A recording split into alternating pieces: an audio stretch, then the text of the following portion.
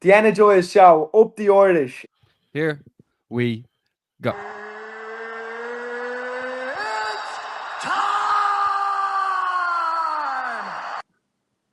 Okay, what's going on, guys? And welcome to a brand new episode of Energized, brought to you by Our Kings Competitions. Ross, are you intoxicated or something? Introduce the guest, man. Today we have the 2-0 pro. He is the head coach of CMAC. It's the one and only Alex O'Sullivan. Alex, how you doing, my friend? I'm doing great, yeah. Happy to be on and talking to you guys. You know, it's always a good sign. It means I have a fight coming up mostly. And the fight is very soon, so that always excites me, you know. So happy to be on. Absolutely, Alex. At the moment, like, CMAC is on fire. The announcements are coming out left, right, and centre. Jordan Bradshaw's fighting on Aries. Kaya is signed to the PFL. Keith is signed to Cage Warriors. Trev is signed to Cage Warriors. Jordan's gone to Aries. Don't know if I said that one already. And you're back in the cage, which we haven't seen you for a while. Like, the mood must be at an all-time high in the gym. Yeah, it absolutely is, yeah. Like I was just, you know, like thinking about last year, how it was a little bit slow last year, and we were getting sometimes it was hard to find matchups and that kind of thing for our fighters, trying to figure out which way we were going to go with the pro game and all that kind of stuff, and what promotions we were going to get signed with. And then this year I knew it was going to be huge because like that we were putting a lot of work in behind the scenes, myself included as well. Even though I didn't fight last year, it was slow for me due to things outside my control. I'm back now and I've put a lot of work in, so everyone in the gym I think can see that and feel that, and it's going to be a massive year now. Yeah, there's a serious vibe in the gym, momentum was. It's unbelievable, to be honest. Do you feel like this is what you've sort of been working for and growing CMAC to? Because obviously, I suppose in terms of gyms across the country, like, it's maybe one of the younger gyms, but like, we could always see the talent was there, and you could always see, you know, the likes of the people who've just recently had those announcements that, like, they were always going to get there, and now they're all sort of turning pro. They're all getting these big moments. They're all signing for these top promotions. Do you feel like this is, you know, you're about to, like, I don't know, eat the fruit of your loins? Yeah, like to a degree, you know. Like this was one of the goals, and like it's not the end goal. There's still a lot more to do. There's a lot more to grow. You know, we're gonna try and go all the way to the top. You know, this is kind of the start of something new, but like it's also a culmination of a lot of hard work as well throughout like the years and the amateur ranks. And I do think it's a testament to how hard we work, and even the belief we've had in ourselves, like that, to just be a small gym and build all the way up to where we have fighters fighting in the biggest organizations in the world now, you know. I think another little testament to it is the fact that we're all just local lads. Like, you know, it's not like even like anyone's been drafted in from abroad or anything, or like, you know, already like fighters that have been made in other gyms or anything. Like we're literally training together since we were kids. You know, Keith and Koya have been training in the gym since they were like 12, to be honest. And myself, Trevor, Jordan, you know, since we were about 14, 15-year-old boys, like just trying to have something to do nearly. And now to see us all, you know, through all the trials and tribulations of the years, through COVID and everything like this, that, you know, nearly shut down the gym, or maybe would have made us think that this might not be possible. We've all made it to the program now, and we've all signed with big promotions, which was always the dream, you know, at the end of the day. So now we just have to put on the performances that we know we can, and prove it to the rest of the world now, you know, and the rest of the country, that we are as good as we believe we are, you know. And tell us this, Alex, what will that fight night look like for you at Cage Warriors? Because obviously you're the head coach of the gym, you're the one who's cornering people, but you're also fighting on the same night. So how will that work with you, cornering Keith and fighting on the same night? Is that how it's going to go down, or what way would it work? Yeah, that's how it's going to go down. So we've just put in a request there a few weeks back to just make sure that our fights are a few fights separate. So hopefully 4 or 5, maybe even 6 fights in the difference, so that I can corner Keith, go back to the changing room and warm myself up and be warmed up by the team, and then he'll probably corner me as well, to be fair. So like that, I've done things like this before as an amateur. Throughout my years, like I've cornered and fought on the same cards multiple times in the past. So it shouldn't be anything particularly new or different. It is just like, a little bit more higher stakes and that kind of thing. So I'm just making sure that everything is in order. So as long as everything goes to plan, I should be 4 or 5 fights after Keith, and I'll warm up and then fight. So yeah, to be honest, I just need to keep the adrenaline down a little bit when I do corner Keith, like, when he comes away with a big win. I have to just keep myself locked in and then focus on myself and then go from there. And but apart from that, everything will be as standard, Yeah, Absolutely. kick Keith that all the way down to the early prelims and yourself up to the main card there, Alex. That's the plan. Alex, that's the plan. how's it feel to be the man in the gym that is like leading the surge for CMAC? I think it's an important part of the player coach vibe, that I'm like leading from the front. Like at times I think it would be easier, and there are benefits if I was just a coach. I can focus more on the fighters rather than also focus on my own training and my own fighting. But at the same time, it's like unlimited motivation for myself to improve when I have the other lads, when I'm fighting, when I have the other lads there. Like, I have to be good for them, and I have to prove what I'm showing them in the cage. So it feels deadly to be back, to be honest. Like that, my last fight was the Three Arena in April 29th, 2023. So this would be April 26th, 2025. So it's 2 years, 3 days short of 2 years exactly since I last fought. But like that, I haven't been just chilling out. I've been taking it very seriously and putting a lot of work in behind the scenes. Moving up to featherweight, gaining muscle mass and that kind of thing. I went to Thailand. I did 6 weeks there in Bangkok and that kind of thing to upskill as a coach and as a fighter and get different bodies, different training.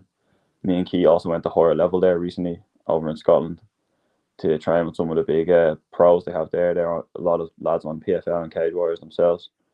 So a lot of work on in behind the scenes, but I'm happy to be back fighting, and I'm, like I say, leading the charge from the front for the gym. That's always been the goal. Well, Absolutely. Yeah, and we cannot wait to see you back in action in the RDS on April 26th.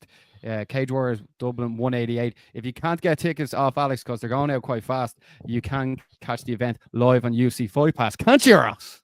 Absolutely, you can. And this one's an interesting one. There's a bit of a Irish on Irish violence. You're fighting Darragh Homan. You've fought him before at amateurs. You've trained Ross Carney to fight him before. Tell us this. What did you think when you got the name Darragh Homan across? And are you excited for this fight? And do you feel like having a win over amateur means anything against him? I'm excited to fight Darragh. I would have preferred probably a foreign opponent, just because I like having like the whole Irish contingent behind you, rather than like splitting the crowd a little bit. But Darragh's a good opponent, a tough opponent, and a good level to fight. This will be his 8th pro fight, and this is my 3rd pro fight. So it's nice. It's kind of the amount of pro experience I want to fight in my 3rd fight and that kind of thing. So Darragh's always just a stiff test, and he's a tough guy. I think having the win over him back in the past is a little bit irrelevant at this point, just due to how long ago it was. It was 9 years ago in February.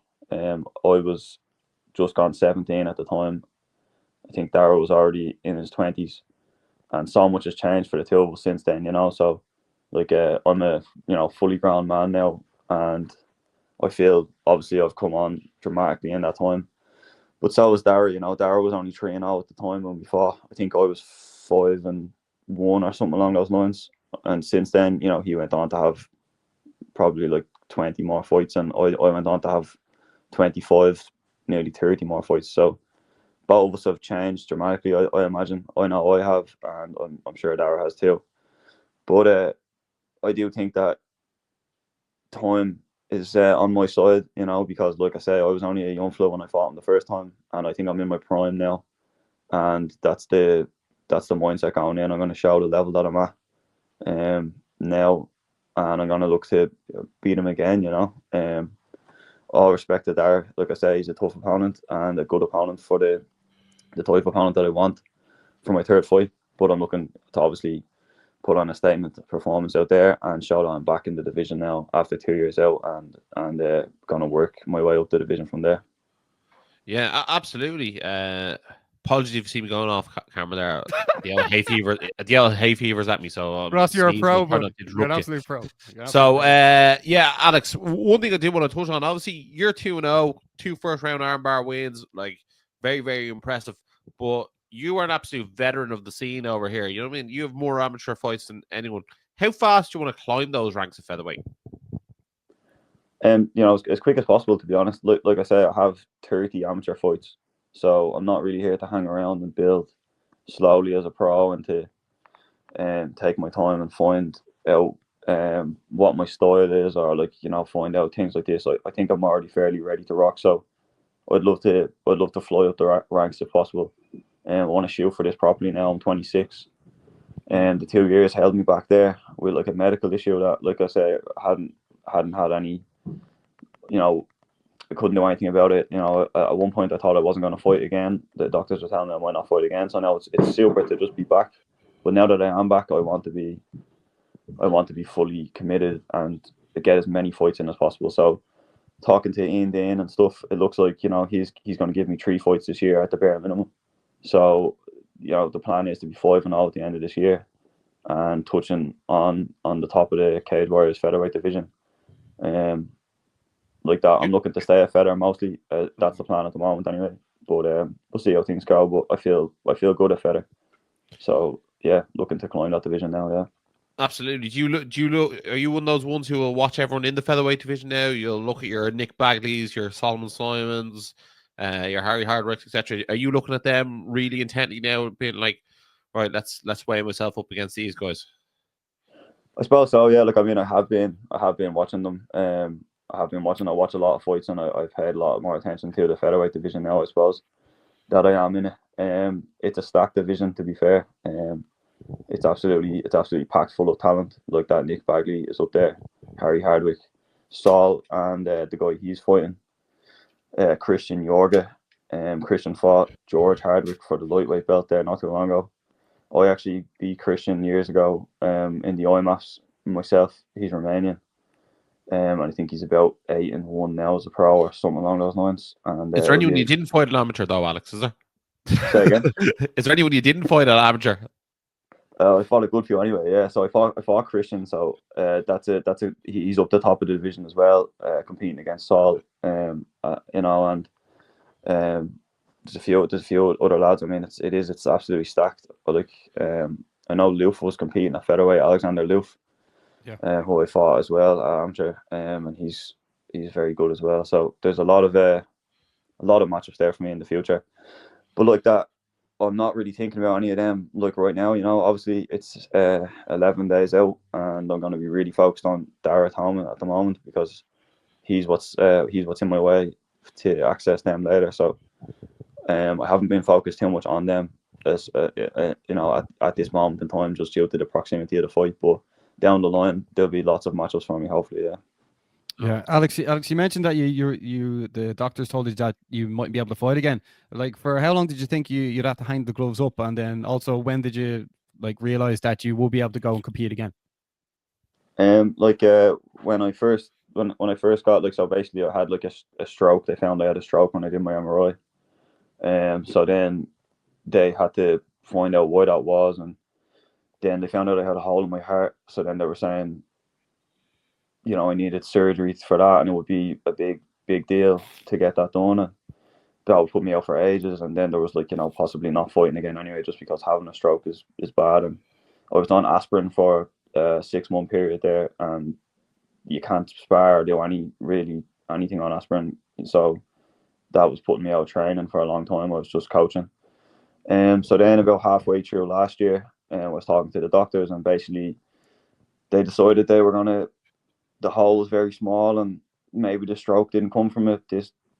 So they decided that, like, because I'm a man who was 25, I had the agency to decide to not do the surgery for the heart, because it had never troubled me up until this point, and that I have to just do a few things to kind of keep track of. So I have a few extra, like, kind of precautions I have to take in the lead up to the fights, and get doctors to sign off. that I've done, and once I do all that, then they'll let me fight again. So that's kind of the way it was, and then I had to just basically then kick myself back into gear, because like that I'd kind of not been able to train, not been able to spar for all of 2024, most of 2024. So that was one of the reasons I went to Bangtail then at the end of the year, to get good sparring, good bodies in, and really lock myself in. And I told Ian Dean and my management team that I was back, and then we locked in the fight early January. So I've been in camp for this fight literally since the 1st of January. So I knew I was on it, and that was when I knew I was back fighting. But like I say, I was told that I could fight sometime about halfway through last year. But like that, I was fully out of fighting, like for most of 2024 and the end of 2023 as well. Yeah. Well, look, Sorry but to we're hear that, bro. delighted to have you back, because your talent is exceptional, and like it would have been very sad to see you have to go out like that. You know what I mean? Especially not sort of your own regard, you know. So we are delighted to see you back, and I'm sure the gym is delighted to see you back as well. I feel like that family unit that you have in there is exceptional. I did want to ask you to maybe give a line on each of the guys who had the big news recently, just to hear what your perspective is on them. So what are your thoughts on Kaya to the PFL? I sort of dubbed her as the pound for pound best female amateur in the country, and I think that's an argument that no one else can really make.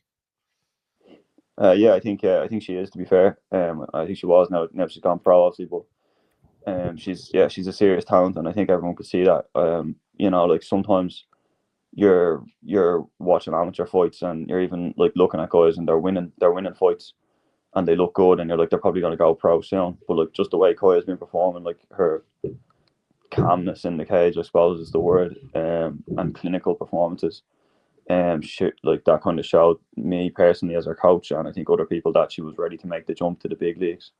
And then winning the IMAF, winning the senior gold, that was our first senior gold as a gym.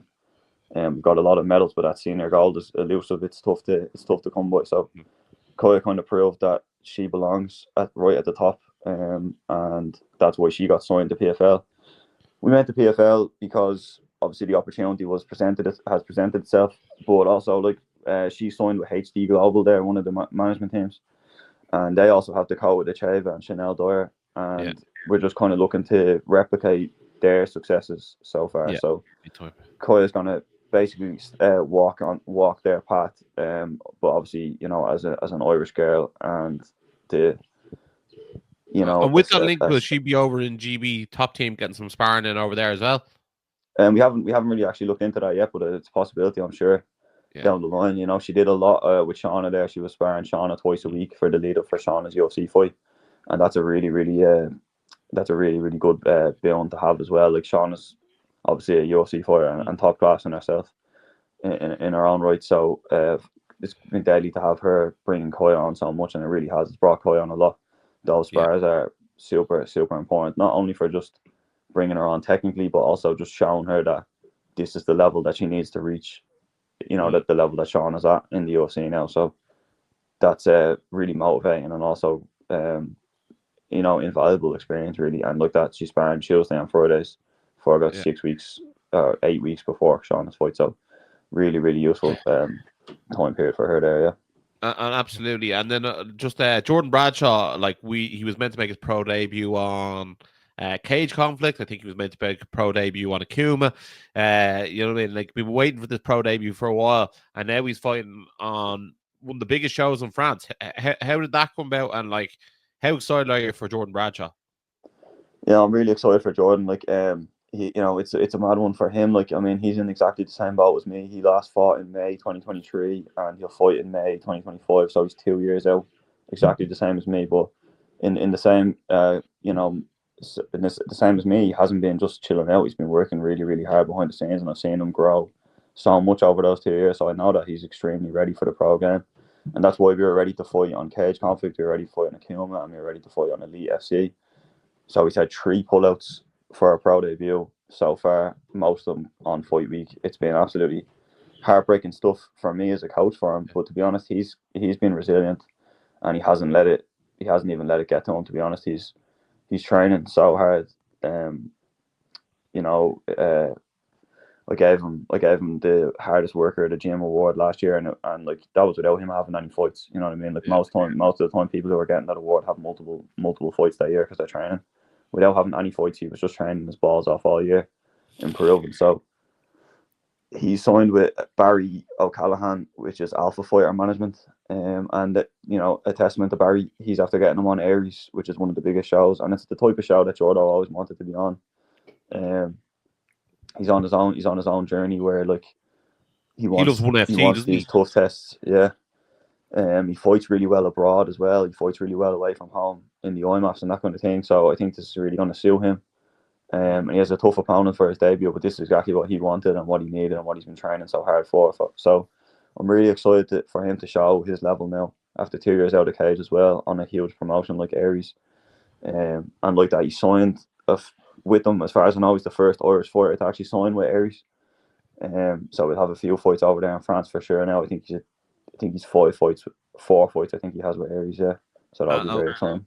And one last one, big Trev McKengo. How hard is it to keep that man in check, especially after that pro debut win? He was high as a kite afterwards, and now he's signed to Cage Warriors. He's some character, love him, and he's got the skills to pay the bills as well.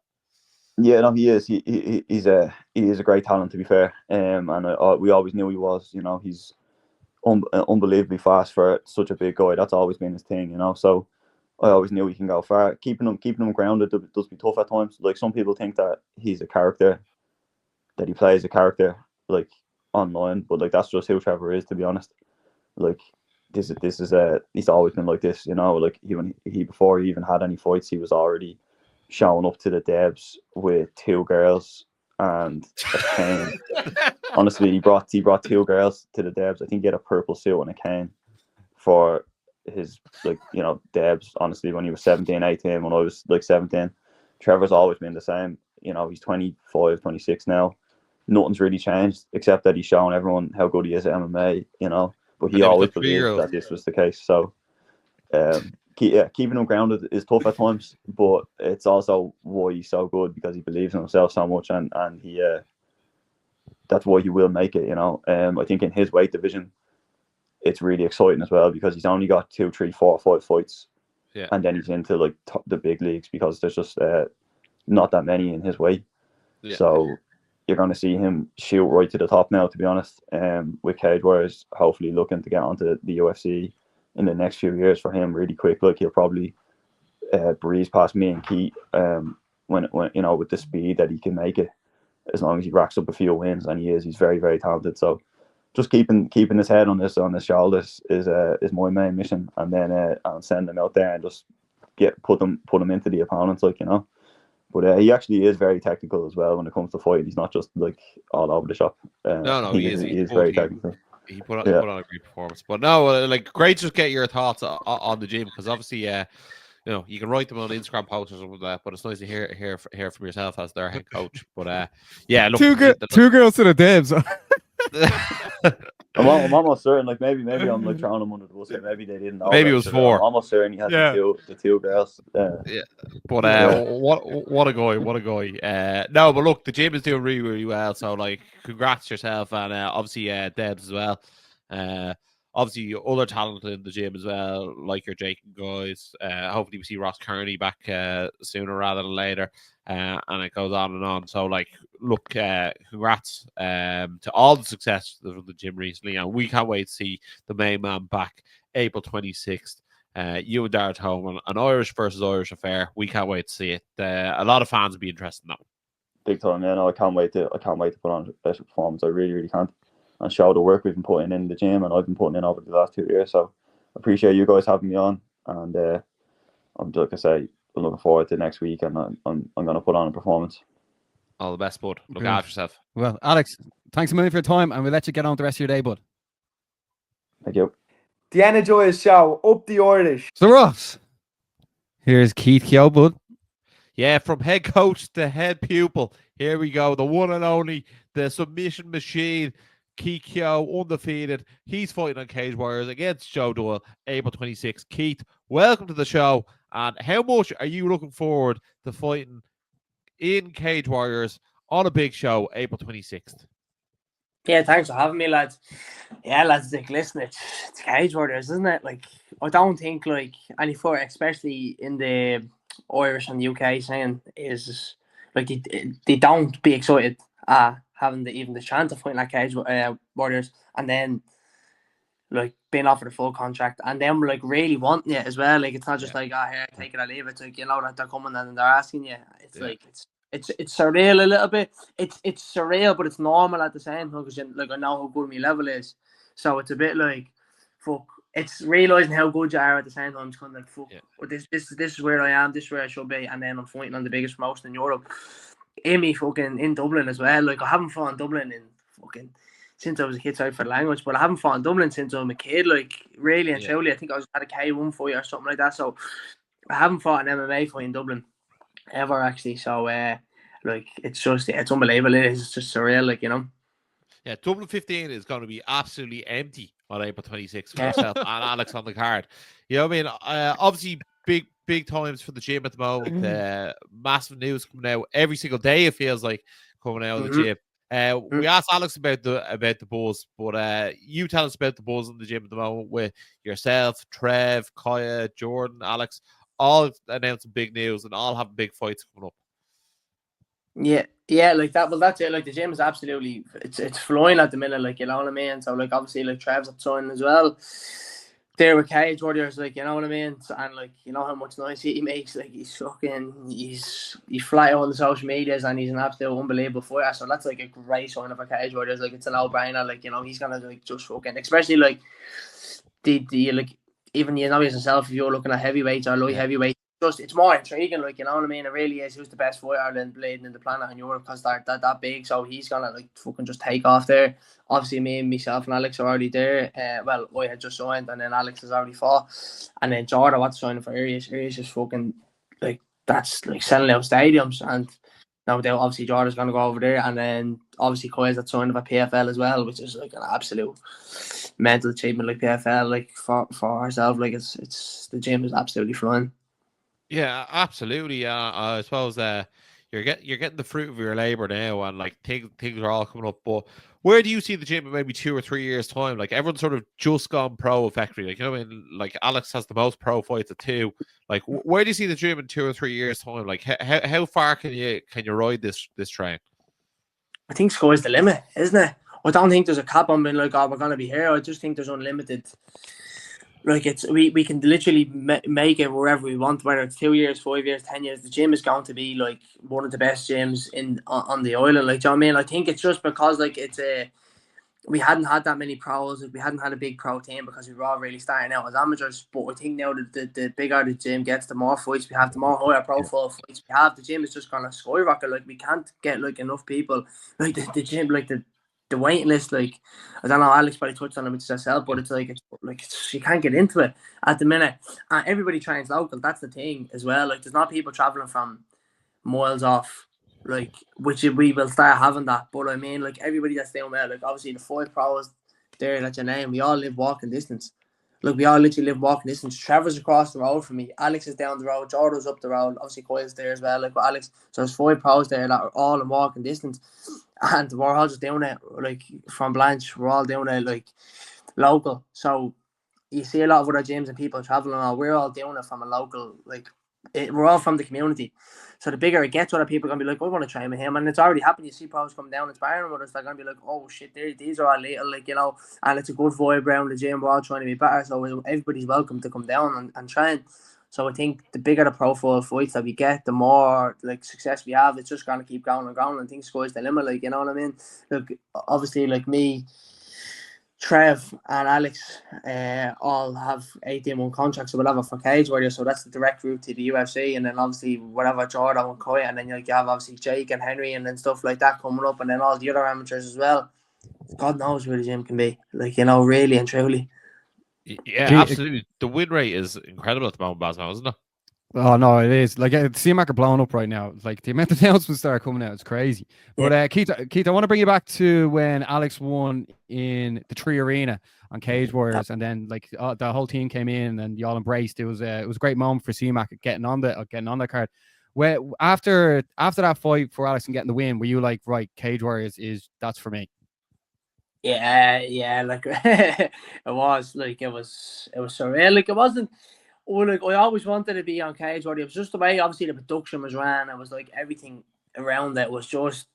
It was top class. But like not even for myself, but just even for his win, like and how hard he worked and stuff. It was, the moment itself was unbelievable. Like I remember, like me, Jordan, and Ross, like talking to each other, and we were like that was fucking. It was like winning yourself. Do you know what I mean?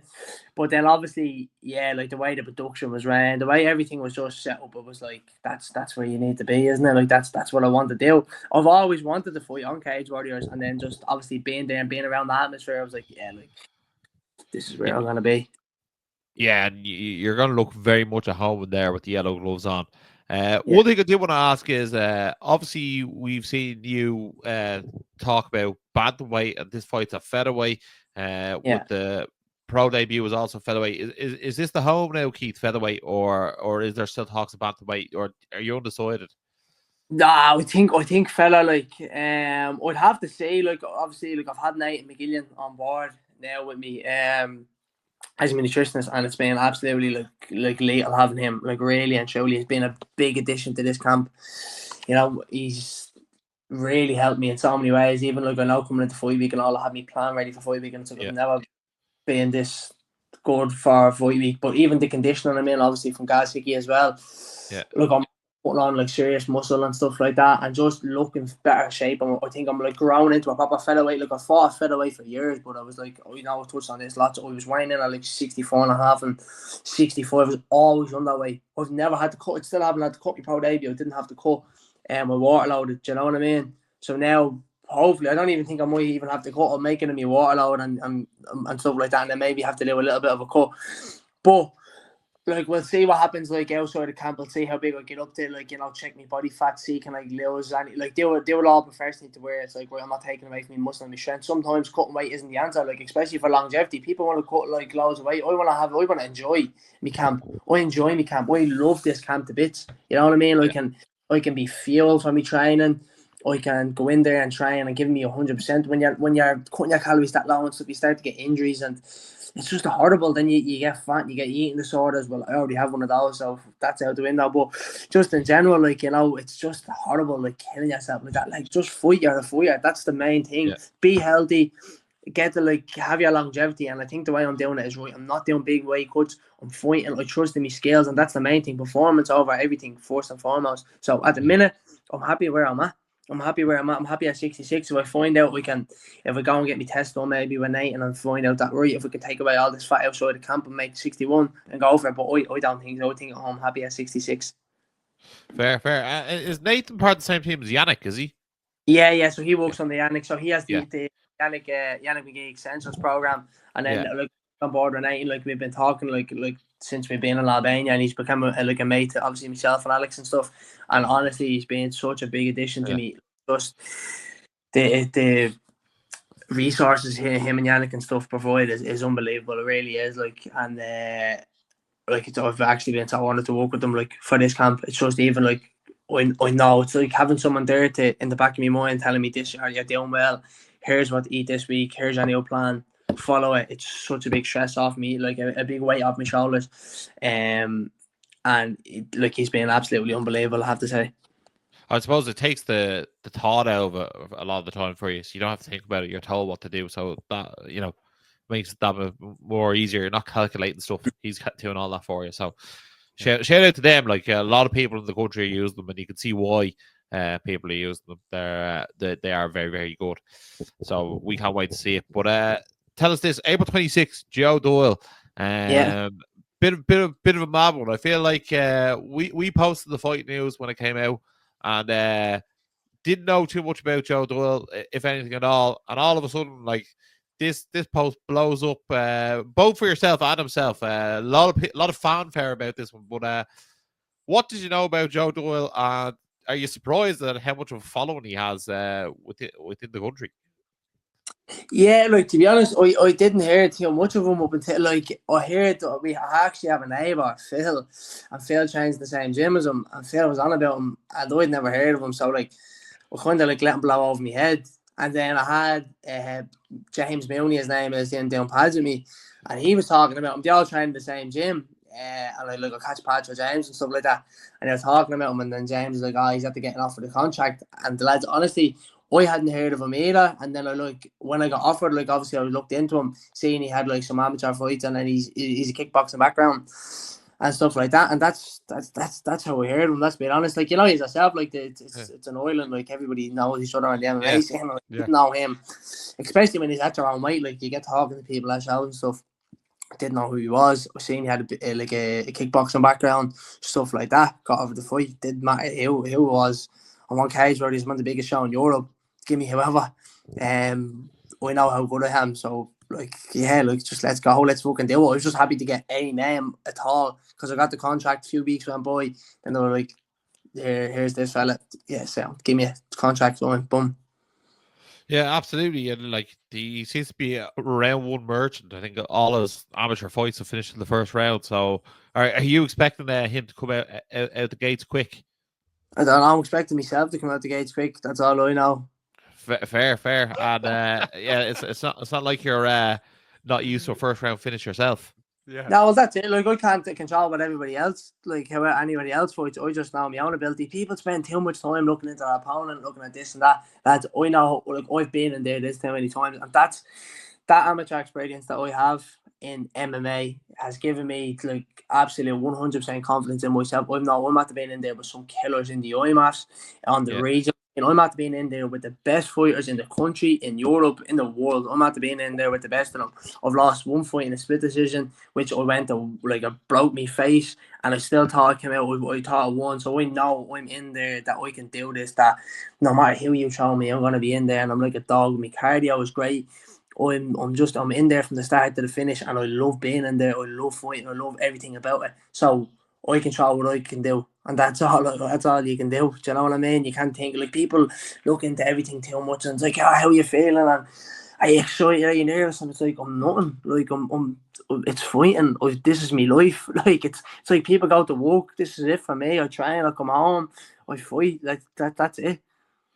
Fair, and I could understand that. This, I suppose this is your job, but this is also, it feels like it's your calling as well. When it comes to fight night itself, do you feel like you'll savor that moment? When you're making the walkout, when you're getting your hands wrapped, you're putting on those yellow gloves for the first time. Do you feel like you'll really savor that moment when you're there? Oh yeah, without a doubt. I have lots of people coming from the area and stuff like that. You know what I mean? There'll be probably 100 odds coming up. You know what I mean? So the whole area, every time I get stopped, I think it was in the Spar the other day, and I heard April 26th cage where there's, and then stuff like that. But I was walking down the road and there's everyone stopped me saying, "Oh, how do I get tickets?" and stuff like this. So it's not just even myself now. It's the whole area is saying, "Jesus Christ, well done." It's kind of a proud moment for a lot of people. So I'm gonna definitely enjoy it. I love me walkout. I've mentioned this a lot of times. The minute I walk out, it's this is it. Let's go. I'd be buzzed up. That's the adrenaline kicks in, and I'm there from the minute the music kicks in. You know what I mean? So I'm definitely gonna it's cage war. This is the big thing, but I can't look past the fight. That's what I'm thinking about. But 100%, that's what I'm gonna enjoy every bit of it. Yeah, absolutely.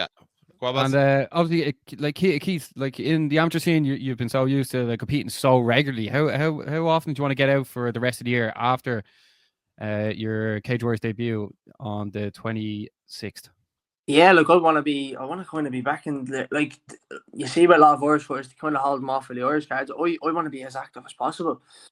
I want to get going. I want to be in the UFC. This is it. I want to have this. Obviously, my main focus is this fight. Win this fight.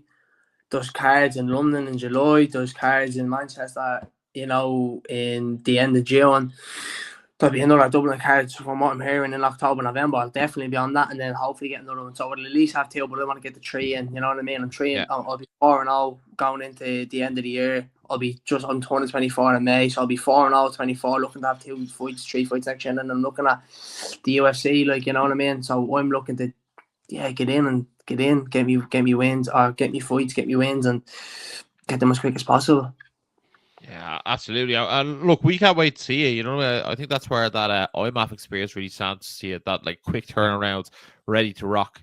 You know what I mean? So, and look, you're definitely one of the most exciting fighters that is in the country at the moment, to be honest. And like, even take it back to, the nationals that time, when you got the submission win over Ronan Deegan that time, like, that went viral at the time. Like, it was an incredible submission, and like, that's what people look forward to when they see Keith Keogh. You don't actually know which way he's going to finish the fight. You know what I mean? We saw the last fight, he finished on the feet. We've seen some of the crazy submissions you guys throw out in CMAC. You know what I mean? Don't forget taking guys for Rico Plata. Who knows what's coming? I think that's what people love, the unknown. Yeah, 100%. Like, I think people underestimate me striking, and like, I'm an MMA for like, I know what, well, like, I'm really good in there and making decisions. That's the one thing I know about myself. Like, there's some people that you see them that are really good and they make stupid decisions. I always make the right decisions in fights. Do you know what I mean? Like, whether it's going to the back or, shooting for a takedown when you need to shoot for a takedown, or, doing the right things. I know myself, and like, having Alex's confidence, like, in backing me and telling me that I know I always will make the right decision in a fight. Like, I love the bigger moments. Like, I perform better in bigger moments. I do things right under pressure. Some people will, and some people try to, get in and get out there. I don't. I like fighting. I get in, I make the right decisions, and if I find submissions or KOs or whatever present themselves, then I'll go for them. But I always make the right decisions in fights. And that's why having that many fights in MMA against top opponents stands for me, Yeah, absolutely. And like, it goes to show there, and I suppose the record definitely goes to show there as well. Like, what I mean? At amateur, I know you were 15-1. Like, could have easily been 16-0.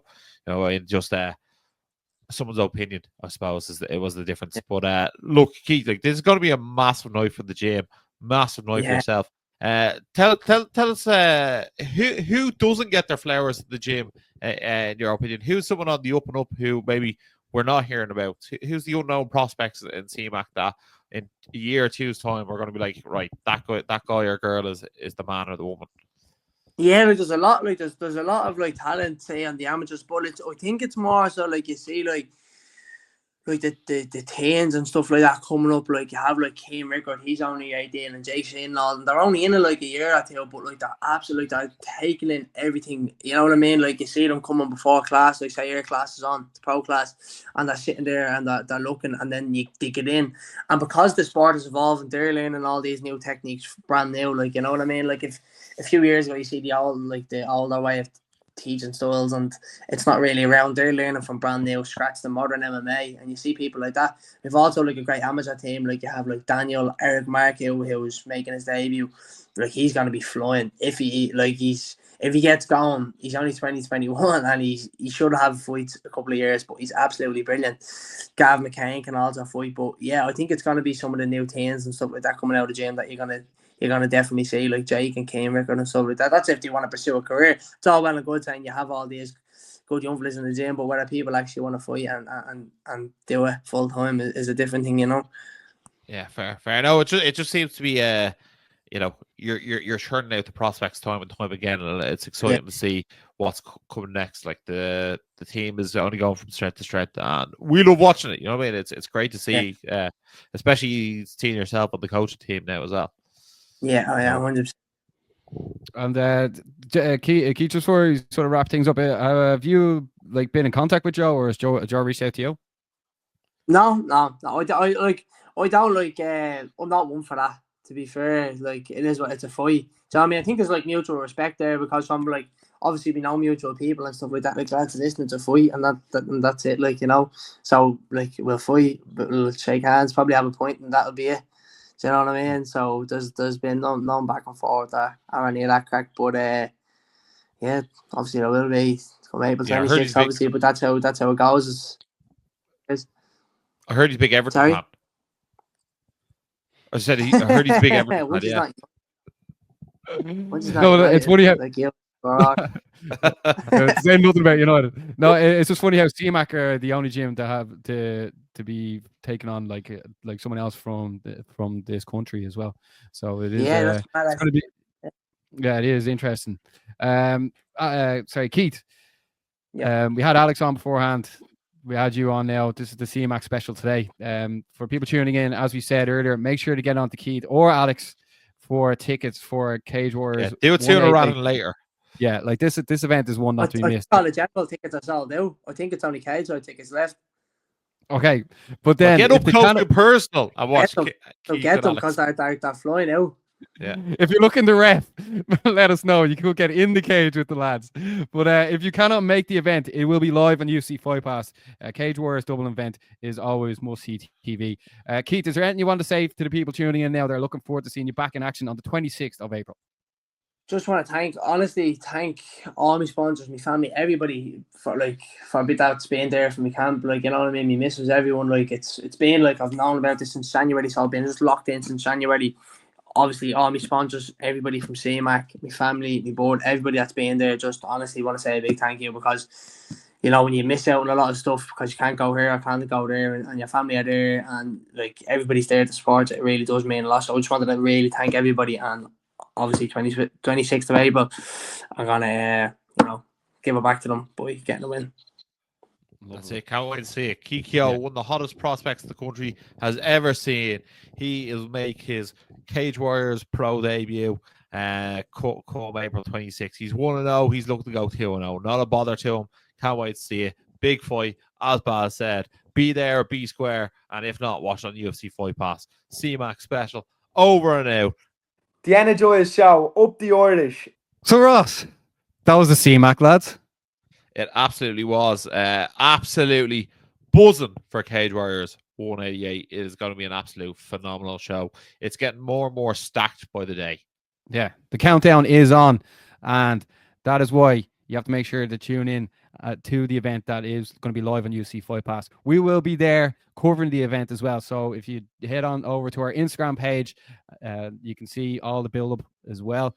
And if you are new to the channel, make sure to like and subscribe because we are here every week, Ross. We absolutely are. And speaking of Cage Warriors, going down this weekend, Cage Warriors 187 in Glasgow. Sean Clancy Jr. is your main event. This is his first ever Cage Warriors main event. He's getting a lot of promotional push. A win here could see him fighting for the welterweight title next, no doubt about it. Also, there's a massive fight between Reese McKeown and Wesley Maya on UFC Fight Pass.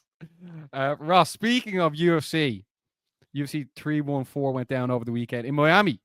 The main event. Indeed.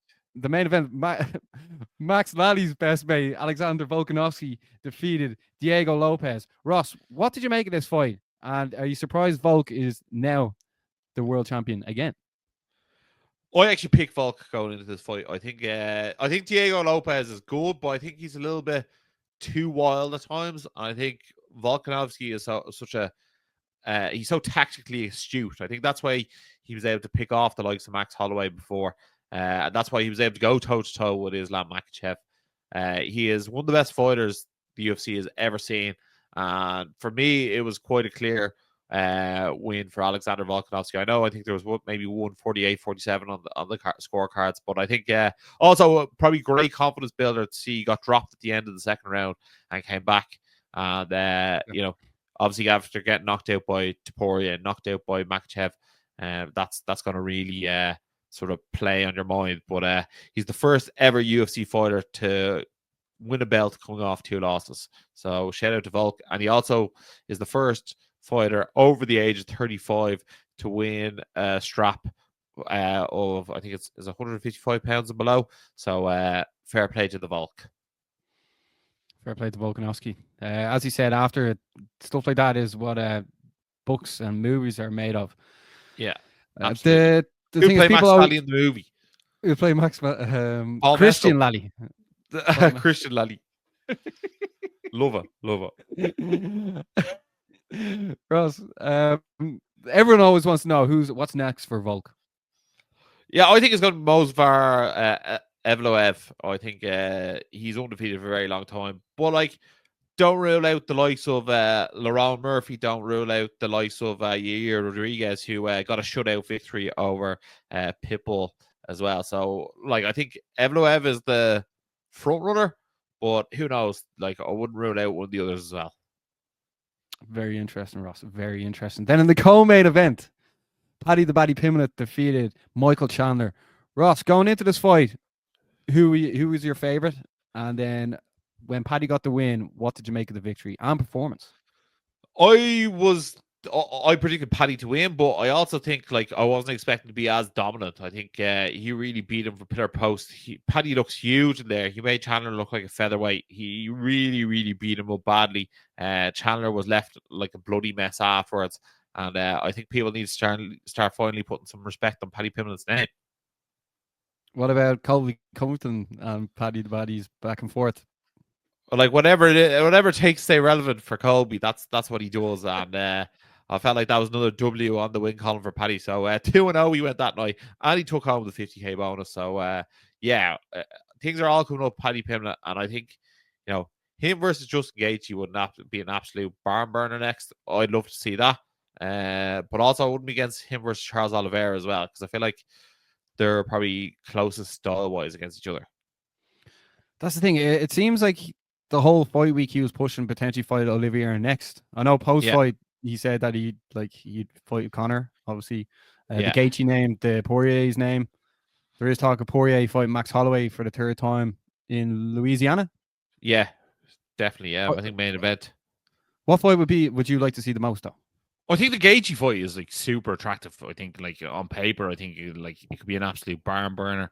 I think style wise, I think it could play out somewhat similar to the Chandler fight for Paddy. I think it's the best style fight for him to get his hand raised in. So like, give me that. You think so? Yeah. Yeah, I think so. Like, I think the way he fights is so almost unorthodox at time. Like, he sort of throws looping punches. He does like, he keeps the distance very well with his kicks and stuff like that. So like, I'll be all for it. You know what I mean? And then obviously on the ground, he's a phenom. You know what I mean? Like, when he gets that top position against Chandler, you know what I mean? Like, Chandler had no answers for it. So I'll probably see somewhat similar for a fight with him and Gaethje, And then what to see next for the lightweight division? I think it seems a bit up the air. Like, people are talking about, is Islam going up to 170 now? And like, will he vacate the belt? Or, I think the way I sort of foresee it going is we'll probably do Max Holloway versus Dustin Poirier for the BMF belt. I think that's going to be next. Paddy versus Gaethje and Oliveira versus Ilia Topuria. I think they're the fights that are coming down the pipe. And if one of them is for the belt, if Islam is gone, I would say the Topuria versus Oliveira one's for the belt. It's very interesting. I'd rather see Paddy fight Oliveira. Yeah, so like, I don't know. I think they're both for super intriguing matches. Yeah, do you know what? Necessarily. Yeah, like I sort of want to see them both, to be honest. I think Paddy versus Justin and Topuria versus Gaethje, and then the winners of those two fight each other. I'm all about. Topuria versus Oliveira. Yeah, and then Sarukin's just sort of like, he's like, "What about me, lads?" Yeah, but I feel like, he messed up with his getting sick fight night, because I feel like people don't overly believe that. Yeah, and then like just because there is options there, it's just like, which is great. But we were talking a few weeks ago about stars in MMA and how it doesn't like it feels like the UFC are lacking in stars. Like, hence why they're after announcing Sean O'Malley now to face Merab again after like Sean O'Malley's last fight was against Merab, and people are saying, why are they doing this? And even that press conference wasn't that intriguing. But Paddy the Baddy is without doubt one of the top 5 biggest stars in the UFC.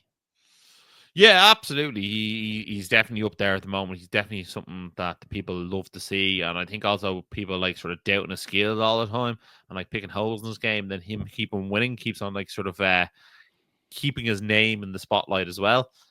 He's someone who everyone nearly has an opinion of. Obviously, Colby Covington wouldn't be having a go at him if he didn't think he had a bit of star power. So I'm not surprised at that either.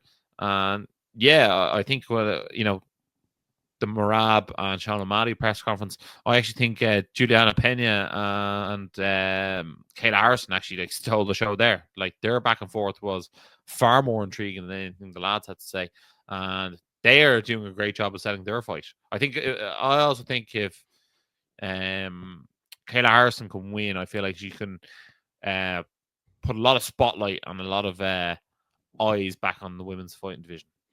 Yeah, and Amanda Nunes was there, and she was saying that she will come back as well.